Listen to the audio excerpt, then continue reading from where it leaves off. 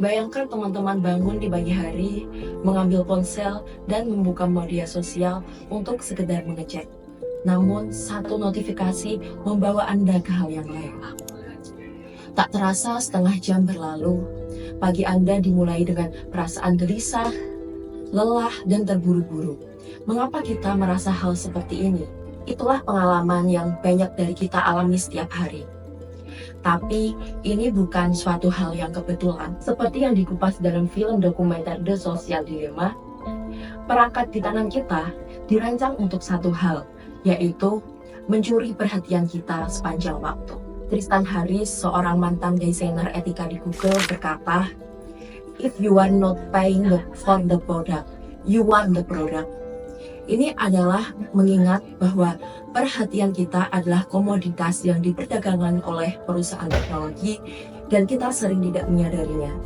Hari ini, saya Nuria Salsabila, mahasiswa MBA UGM, ingin mengajak teman-teman semua untuk berhenti sejenak. Mari kita beralih ke endless scroll, ke meaningful pause. Dari hidup yang dikendalikan algoritma ke hidup yang lebih sadar, bermakna, dan penuh kendali. Waktu dan perhatian kita adalah komoditas yang paling berharga. Aplikasi dan platform sosial media dirancang untuk membuat teman-teman scroll, like, dan share sebanyak mungkin. Dan setiap satu notifikasi, setiap rekomendasi adalah bagian dari sistem yang dibuat untuk mencuri waktu teman-teman. Nah, lihat dari gambar berikut. Bagaimana teknologi yang seharusnya menghubungkan kita justru membuat kita semakin jauh dari satu sama lain. Kita sering berada di satu tempat yang sama, namun sibuk di dunia digital masing-masing.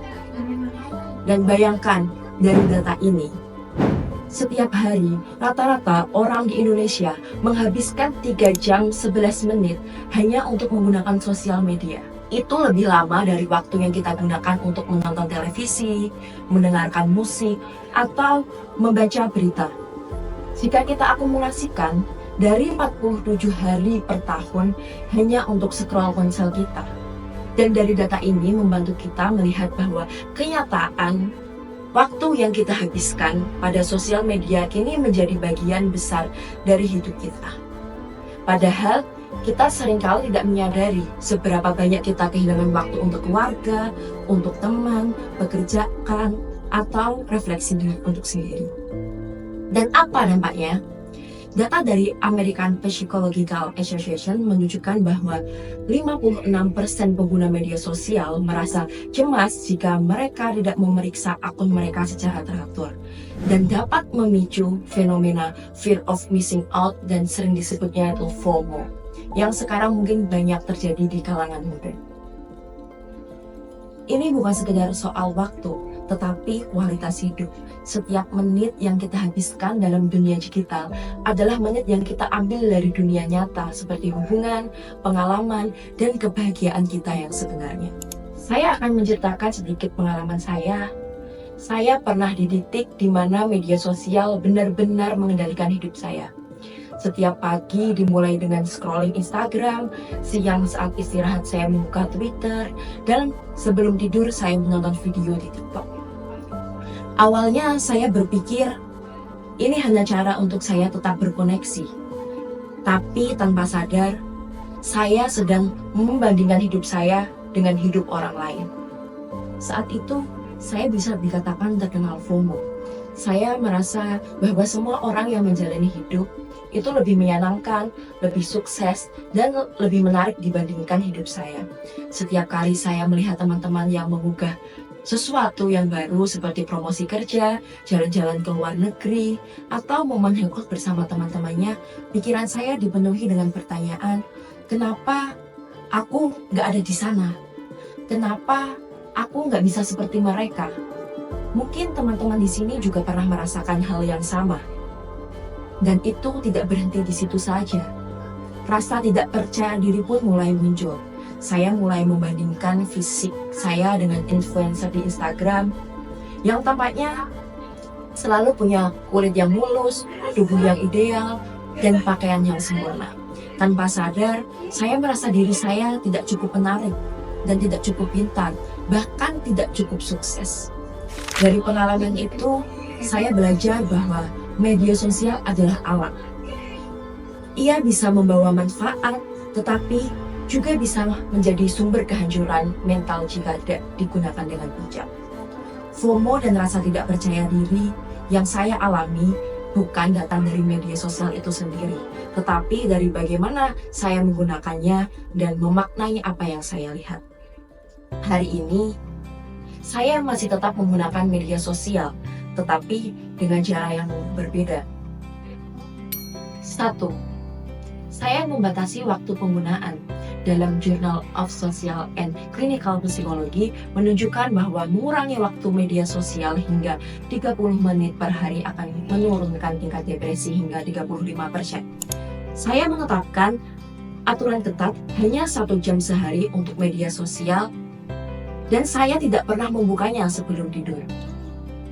Karena sebelum tidur adalah waktu bagi otak untuk beristirahat, bukan untuk terus-menerus menelan informasi dari layar.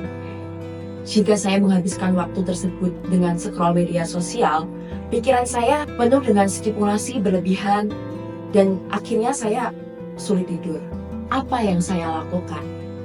Saya menggunakan fitur pengingat waktu di ponsel untuk membatasi waktu penggunaan aplikasi media sosial. Jika waktu habis, saya berhenti tanpa kompromi. Hasilnya, saya mulai merasa lebih segar saat bangun pagi, tidak ada rasa cemas karena langsung membuka ponsel, dan tidur menjadi lebih berkualitas. Untuk yang kedua, adalah berhenti untuk membandingkan diri sendiri. Saya menyadari bahwa masalah terbesar saya di media sosial adalah kebiasaan membandingkan diri saya dengan orang lain. Ketika melihat orang lain sukses, tampil menarik, atau menjalani hidup yang tampak sempurna, saya merasa minder dan tidak cukup baik. Alih-alih melihat media sosial sebagai ajang kompetisi, saya mulai melihatnya sebagai sumber inspirasi. Saya mengikuti akun-akun yang memotivasi seperti tentang pengembangan diri, seni, atau cerita inspiratif. Dan saya berhenti mengikuti akun yang hanya membuat saya merasa buruk. Dan dampaknya, saya berhenti membandingkan diri saya bisa lebih fokus pada kelebihan dan pencapaian saya sendiri. Saya juga mulai bersyukur atas hal-hal kecil dalam hidup daripada mengejar standar kesempurnaan yang tidak realistis. Dan yang ketiga adalah ganti konsumsi dengan koneksi. Daripada scroll tanpa kejelasan, kita bisa kirim pesan atau telepon seseorang yang sudah lama tidak kita hubungi. Mengapa hal ini penting? Scroll di media sosial seringkali membuat kita merasa semakin terisolasi, meskipun terlihat terkoneksi. Dengan mengganti konsumsi pasif menjadi aktif, teman-teman bisa memperkuat hubungan nyata dengan orang lain. Mungkin saat merasa bosan dan ingin membuka media sosial, pikirkan seseorang yang sudah lama tidak Anda hubungi. Kirim pesan sederhana seperti, "Hai, aku tiba-tiba ingat kamu, apa kabar?" Atau telepon langsung untuk mendengar suara mereka. Jika memungkinkan, rencanakan untuk pertemuan atau percakapan tatap muka. Studi oleh Harvard Business Review menunjukkan bahwa membangun hubungan nyata meningkatkan kebahagiaan hingga 45% lebih besar daripada interaksi digital. Dan dari pengalaman ini mengajarkan saya bahwa kebahagiaan tidak ditemukan di layar ponsel atau kehidupan yang sempurna yang kita lihat di orang lain di sosial media. Kebahagiaan ditemukan saat kita berhenti membandingkan diri kita dan mulai menghargai siapa kita sebenarnya. Di dunia yang terus-menerus menuntut perhatian kita, mengambil jeda adalah tindakan yang revolusioner. Jeda memberi ruang untuk bernafas, merenung, dan benar-benar hadir. Sebagai contohnya adalah ketika saya mulai mengambil waktu untuk digital detox, bahkan hanya 1 hari dalam seminggu, saya merasa lebih fokus, produktif, dan bahagia. Penelitian oleh Harvard Business Review menunjukkan bahwa detox digital ini selama seminggu adalah meningkatkan kebahagiaan hingga 55% dan mengurangi stres hingga 35%. Maka dari itu, teknologi bukanlah masalahnya. Masalahnya adalah Bagaimana kita memilih untuk menggunakannya? Kita berada di persimpangan jalan. Apakah kita akan terus menjadi produk dari algoritma atau kita mengambil kembali kendali atas hidup kita? Bayangkan sebuah dunia di mana kita menggunakan teknologi untuk membangun, bukan merusak. Dunia di mana ponsel adalah alat, bukan tuan. Dunia di mana kita punya keberanian untuk berhenti scroll dan mulai hidup. Sebelum mengakhiri, saya akan berikan tantangan kepada teman-teman. Ketika teman-teman merasa terdorong untuk membuka media sosial, coba berhenti sejenak.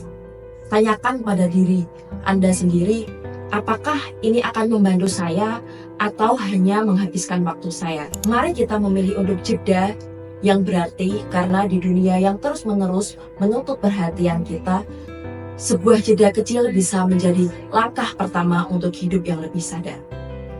The greatest gift we can give ourselves and other is our full presence. Terima kasih.